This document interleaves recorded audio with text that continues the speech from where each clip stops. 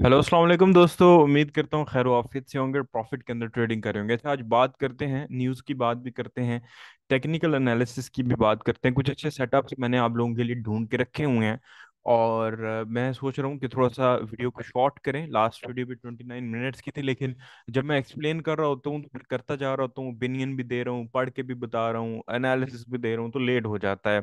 तो आप लोग थोड़ा कमेंट्स में बताया करें कि ड्यूरेशन लंबी हो जाए, कोई टेंशन तो नहीं है। लाइक मैं ये नहीं चाहता कि 29 30 मिनट घंटे की वीडियो, घंटे की भी बन सकती है अगर हम सारे पेज ऐड करें, बट डेफिनेटली सब लोग सारे पेज देखना भी नहीं चाहते और सारे इकट्ठे ट्रेड करने भी नहीं चाहिए। अच्छा जी, फंडामेंटल एनालिसिस स्टार्ट करते हैं और एक डायरेक्शन जो है वो सेट करते हैं। उसके बाद टेक्निकल एनालिसिस में के अंदर जो है कोई डायरेक्शन फाइंड आउट करते हैं। अच्छा जी, नो 9 अक्टूबर को बैंक हॉलीडे है और इतनी बड़ी मूवमेंट आपको नजर नहीं आने वाली। लाइक समझ लें कि JPY bank holiday, holiday, CAD holiday and USD holiday, तो इसमें इनके इतनी खास आपको कोई मूवमेंट हॉलीडे की वजह से नजर नहीं आएगी। ना कोई ऐसी कोई चीज़ है पढ़ने वाली। एफओएमसी मेंबर लोगन स्पीक्स है, लेकिन एक मेंबर है, चेयरमैन नहीं है। तो इसके ऊपर है थोड़ा सा, लेकिन ये बिल्कुल मीडियम इम्पैक्ट के कैटेगरी में उन्होंने डाला हुआ है। अच्छा, अब यहाँ पे 10 तारीख को भी कोई न्यूज़ नहीं है, छोटी छोटी न्यूज़ है, जिससे यह है कि मूवमेंट अच्छी रहेगी और एक डायरेक्शन मार्केट की कोई ना कोई किसी ना किसी तरफ मार्केट ने मूव करना है। 11 तारीख को स्कोर पीपीआई मंथली रिपोर्ट है, जो कि अगर डाटा देखें तो एक न्यूट्रल सी रिपोर्ट है। उसके बाद पीपीआई मंथली रिपोर्ट है, जो कि हाईली नेगेटिव रिपोर्ट होगी। अगर ये डाटा आता है तो ये डॉलर के हक में नहीं आएगा, बल्कि पीपीआई का डाटा मेन है as compare to core PPI, ये ज़्यादा इम्पैक्ट डालेगा कोर पीपीआई से। तो 0.7 से 0.3 और मंथली रिपोर्ट में वो 0.4% का डिक्रीज है, जो कि एक नेगेटिव डाटा है डॉलर के लिए। और उसके बाद एफओएमसी मीटिंग मिनट्स, इसके अंदर समझ लें कि सवाल जवाब की वजह से इम्पैक्ट होगा जो लास्ट टाइम हुआ था। क्योंकि इंटरेस्ट रेट लास्ट टाइम इन्होंने नहीं बढ़ाया था, तो अब ये क्योंकि इंटरेस्ट रेट ये रोकना चाह रहे थे, तो यहाँ पे मीटिंग मिनट्स में इम्पैक्ट होगा। बट ये एक डायरेक्शन मुझे लगता है कि नहीं दे पाएंगे और डॉलर अगले हफ्ते मुझे वीक होता हुआ नजर आ रहा है और एटलीस्ट हायर लो बड़े टाइम फ्रेम्स के अंदर बनाता हुआ नजर आ रहा है, जबकि छोटे टाइम फ्रेम्स के अंदर जो है शायद ट्रेंड बीरिश बनाए। लेकिन बड़े टाइम फ्रेम की बात करते हैं और गोल्ड इसकी निस्बत मुझे बाय जाता हुआ नजर आ रहा है। लेकिन अभी फिलहाल ये एक ओपिनियन है। अभी हमने टोटल 11 तारीख को वेडनेसडे को तकरीबन न्यूज़ शुरू हुई हैं, उससे पहले तो कोई फंडामेंटल्स थी ही नहीं। इसके बाद अक्टूबर 12 को जीडीपी की मंथली रिपोर्ट है, which is highly positive report. और ये बड़ी अच्छी बात है क्योंकि टेक्निकल एनालिसिस में भी ना कुछ इस तरह की चीज समझ आ रही है। जैसे पीपीआई की नेगेटिव रिपोर्ट थी, तो मुझे टेक्निकल एनालिसिस में भी इस तरह की एक चीज नजर आ रही है। इस तरह जीडीपी की जो मंथली जीबीपी की जीडीपी ग्रॉस डोमेस्टिक प्रोडक्ट की रिपोर्ट है, यानी उनकी जो मैशत है उसमें कितना पॉजिटिव हुआ है, -0.5% से +0.2%, यानी 7 पॉइंट्स का डिफरेंस है, जो कि बहुत ज्यादा पॉजिटिव न्यूज होनी चाहिए और बड़ी रिकवरी है जीडीपी की। तो मुझे लगता है कि ये पॉजिटिव न्यूज है और डाटा क्योंकि पॉजिटिव है। उसके बाद थर्सडे को 5:30 पे कोर सीपीआई है, उसके बाद सीपीआई है, उसके बाद सीपीआई ईयरली रिपोर्ट है, उसके बाद अनएम्प्लॉयमेंट क्लेम्स है। सीपीआई मंथली रिपोर्ट की बात करें तो इसके अंदर क्योंकि लास्ट टाइम भी एफओएमसी में उन्होंने कहा था कि इन्फ्लेशन जो है वो मजीद कंट्रोल करनी है, तो अभी शायद वो फिर बयानबाजी करें, उससे डॉलर थोड़ा ऊपर जाए और उसके बाद वापस फिर डॉलर गिरे। उसके बाद सीपीआई की अगर मंथली रिपोर्ट अगर हम देखें, कोर सीपीआई तो न्यूट्रल है और इसके इतना बड़ा इम्पैक्ट भी नहीं होता, ना इतना कोई डाटा होता है। लेकिन सीपीआई मेन है, consumer price index monthly report में ये नेगेटिव है और अच्छा खासा नेगेटिव है। तो डॉलर की हमारे पास दो न्यूज़ जो है वो नेगेटिव आ गई हैं। जीडीपी की जीबीपी की पॉजिटिव आ चुकी है। उसके बाद एक और न्यूज़ 5:30 पे ही है, CPI yearly report, which is a negative, minus है, नेगेटिव है, स्लाइटली नेगेटिव है, इतना ज्यादा नेगेटिव नहीं है। जैसे सीपीआई मंथली रिपोर्ट नेगेटिव है, ईयरली रिपोर्ट उतनी नेगेटिव नहीं है। इसके बाद अनएम्प्लॉयमेंट जो क्लेम्स है, ये भी नेगेटिव आ रहा है, बढ़ रही है अनएम्प्लॉयमेंट्स, तो ये एक नेगेटिव न्यूज़ है। सो और टेक्निकल्स में भी कुछ ना कुछ ऐसा जरूर मौजूद है। तो आई होप सो कि अगला वीक हमारे डायरेक्शन के अकॉर्डिंग जो है, गोल्ड काफी गिर चुका है, हम सेल सेल सेल काफी अरसे से सेल का राग लाप रहे हैं। अब देखें हम क्या राग लापते हैं, ये आप सुनिएगा, इंशाल्लाह ताला आपको बेनिफिट होगा। उसके बाद इस हफ्ते फ्राइडे को 13 तारीख की चाइनीज युआन की सीपीआई ईली रिपोर्ट है, विच इस कुछ भी नहीं है डाटा, और ये हम ट्रेड भी नहीं करते तो टाइम जो है वो ज़ाया नहीं करते। Bank of England governor Bailey speaks. अब ये स्पीक है, आप कह लें कि प्रेस कॉन्फ्रेंस टाइप है, इसमें सवाल जवाब होने हैं। उसमें उसके बाद एक डाटा आएगा, उस डाटा के ऊपर फिर गुफ्तगू होगी। मे बी वो कि जिस तरह जीडीपी रिकवर हुई है, कोई और मजीद इस तरह की पॉलिसी वो बनाए जैसे मजीद उनकी जो जीडीपी है ये और इन्फ्लेशन जो है यूके में कम हो, क्योंकि यूके में इन्फ्लेशन जो है वो काफ़ी ज़्यादा हद तक बढ़ी थी। तो मे बी इस तरह को कुछ करें, लेकिन ये एक डिसाइडेड न्यूज़ नहीं है, इसका डाटा अवेलेबल नहीं है। उसके बाद है हफ्ते की आखिरी न्यूज़, प्रीलाइम यूएम इन्फ्लेशन एक्सपेक्टेशंस, जिसका डाटा बल्कि जो समझ लें कि स्लाइटली नेगेटिव है, which is a good for technical analysis के हिसाब से ये एक अच्छी चीज़ है। उसके बाद Bank of England Bailey governor Bailey speaks फिर हफ्ते को है, यानी अगला हफ्ता भी पाउंड के लिए अच्छा होने वाला है, ये हफ्ता भी पाउंड के हक में बेहतर जाने वाला है। और पाउंड के साथ साथ फिर जब पाउंड मूव करता है तो जितने भी जीबीपी वाले पेयर्स हैं वो उसके साथ अटैच्ड होते हैं। अब मैं आपको एक सिचुएशन जीबीपी जेपीवाई के अंदर दिखाता हूँ, ये जो पाउंड स्ट्रांग हो रहा है ना, इससे रिलेटेड मैं आपको दिखाता हूँ। लास्ट टाइम जो मैंने कहा था ना कि हम एंट्री जो लेंगे, वो आपके पास एनालिसिस लास्ट पड़े में आप देखें, ये एरिया जो है इसके ब्रेकआउट के ऊपर हम एंट्री लेंगे, या हम विक्स को अगर ऐड करें तो ये एरिया। तो उस एरिया से बजाय मार्केट ब्रेकआउट करने के, ये देखें, बजाय मार्केट इस एरिया से ब्रेकआउट करने के हायर लो बना के हाई बना रही है। और अगर जीबीपी के हक में जो न्यूज़ हमने बात की है और गवर्नर जो है वो हक में बात करता है बैंक ऑफ इंग्लैंड का, तो डेफिनेटली ये वाला जीबीपी जेपीवाई तो आपके सामने क्लियर कट जो है वो जा रहा है। और जेपीवाई तो ऑलरेडी बैंक हॉलीडे है मंडे को, और उसके बाद कोई मेजर न्यूज़ भी नहीं है जेपीवाई की। तो पाउंड जो है वो जीबीपी जेपीवाई भी बाइंग मूव कर सकता है। D1 है सेल, तो हम इसको किसी सूरत नहीं कह सकते जब तक ये नीचे ब्रेकआउट नहीं करता।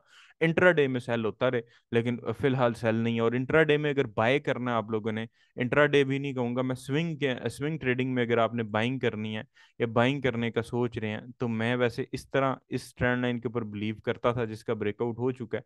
बट मैं आपको एक और लेवल दे देता हूँ, मंडे वाले दिन आप इस ट्रेंड लाइन का ब्रेकआउट के ऊपर बाइंग कर लीजिएगा। अगर ब्रेकआउट होता है अच्छे वाला, पाउंड हक में जाता है, तो बाइंग वाली ट्रेड एक टाइट एसएल के साथ, जो नॉर्मल एसएल होता है उसकी डायरेक्शन में जीबीपी की बाइंग जो है वो स्ट्रेटजी अप्लाई की जा सकती है, बाइंग की जा सकती है, क्योंकि ये वाले जो विक्स हैं ये किसी सूरत में ब्रेकआउट नहीं होने दे रही पाउंड को। उसके बाद गोल्ड की बात करते हैं। जीबीपी यूएसडी में भी बड़ा प्यारा सेटअप है, यूरो यूएसडी में भी बड़ा प्यारा सेटअप है। गोल्ड की थोड़ी सी गुफ्तगू करते हैं, गोल्ड को मौजूए बहस लेके आते हैं। गोल्ड सेल था, हमने लास्ट वीक सेल बताया, और वो इतना सेल आया कि मतलब कि तबाही निकल गई सेलिंग में।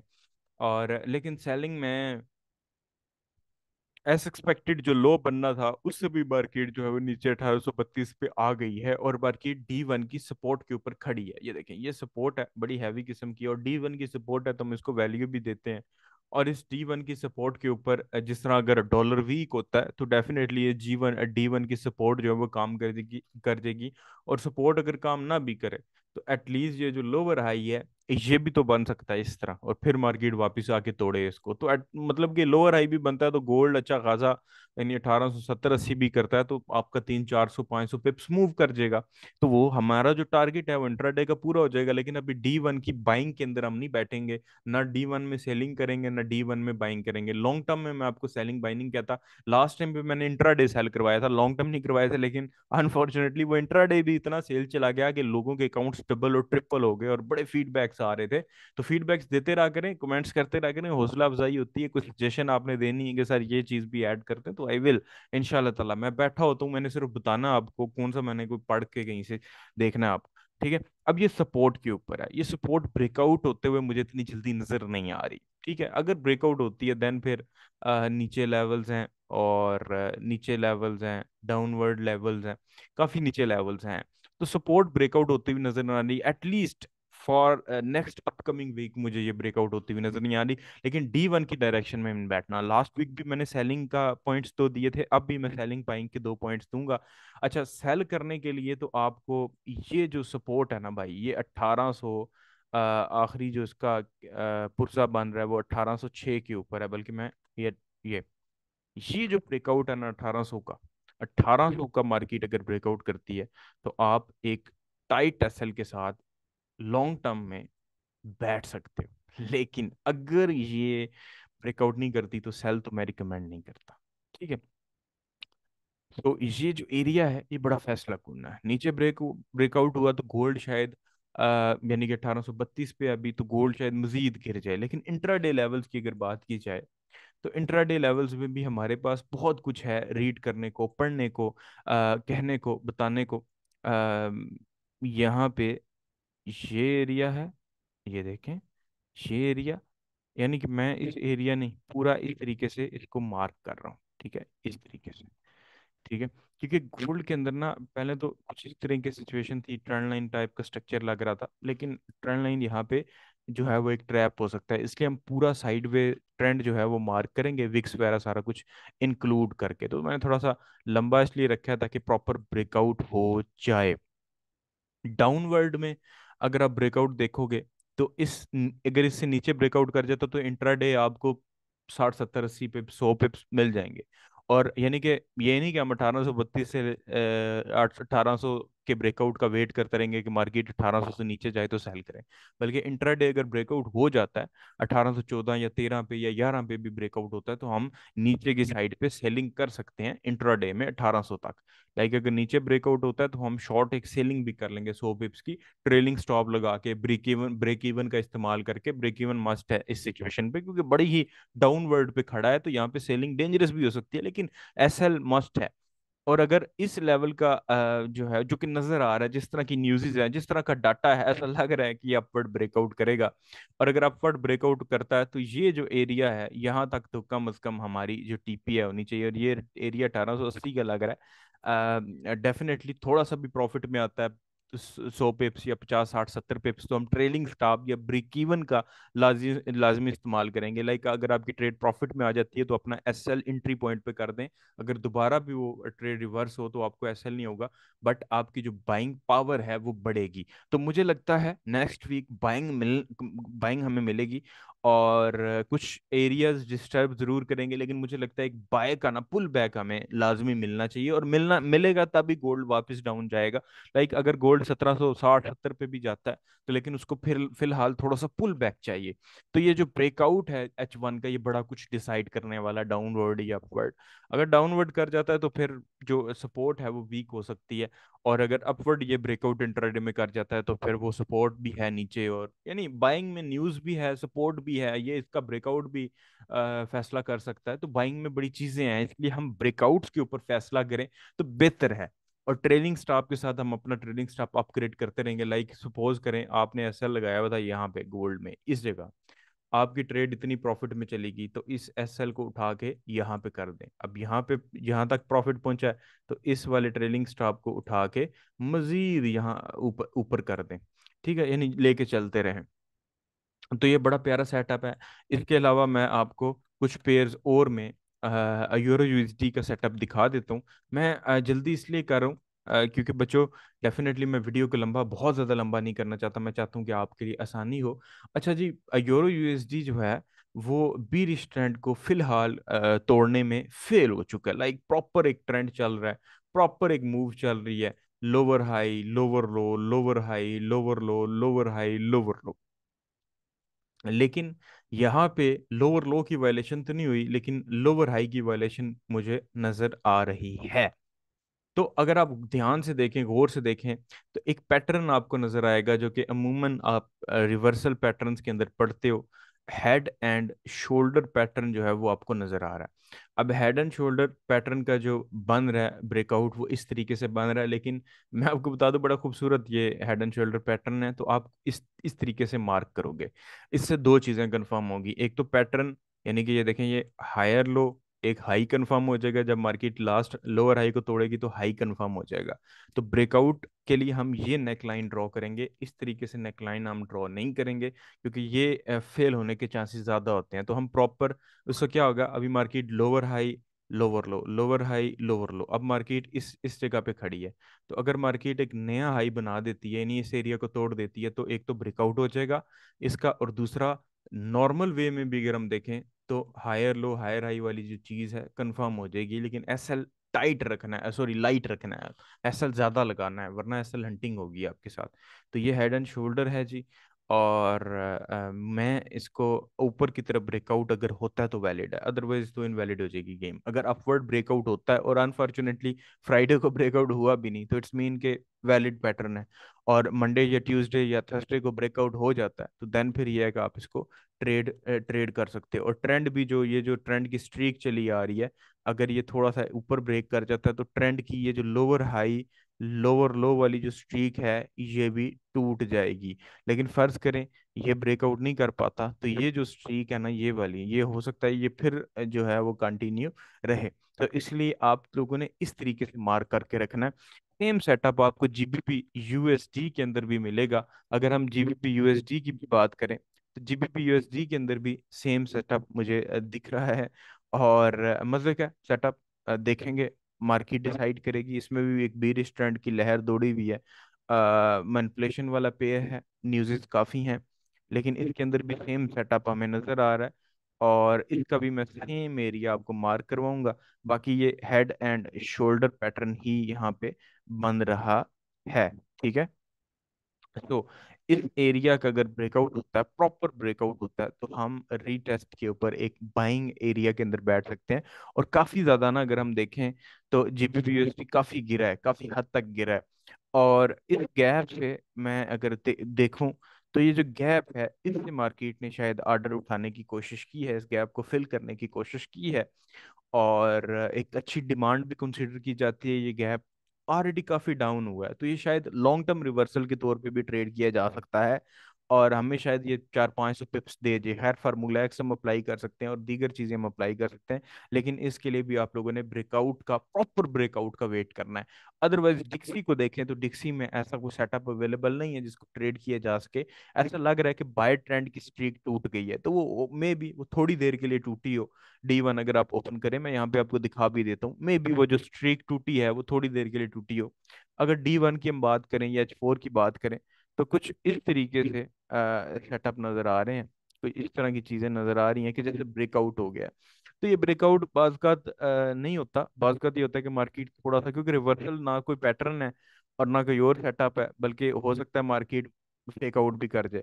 हाँ, अगर लोअर हाई लोअर लो बन गया तो ये ट्रेंड कंफर्म हो जाएगा और गोल्ड वगैरह कंटिन्यूसली बाइंग जाते रहेंगे। अभी ब्रेकआउट हुआ है क्योंकि ये फ्राइडे का ब्रेकआउट है, तो पॉसिबल चांसेस है, हो सकता है उस इधर से वो डिमांड लेके इस एरिया से वो बाय चला जाए वापस। तो इसलिए इसको ब्रेकआउट नहीं मानना, लेकिन सेटअप बन रहा है।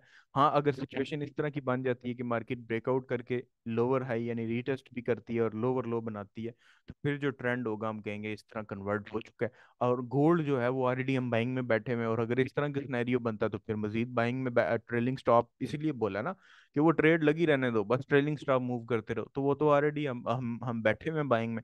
सेलिंग में चला गया तो हमने D1 का लेवल ढूंढा हुआ है, लाइक मजीद अगर डिक्सी बाय चला जाता है, जो कि नजर नहीं आ रहा अगले हफ्ते। हाँ, न्यूज ऑपोजिट चली जाती है तो फिर कुछ भी हो सकता है, लेकिन ओवरऑल अगर आप फंडामेंटल और टेक्निकल्स को नजर दोहराएं, तो आपके आपके पास चीजें वाजिया नजर आ रही हैं।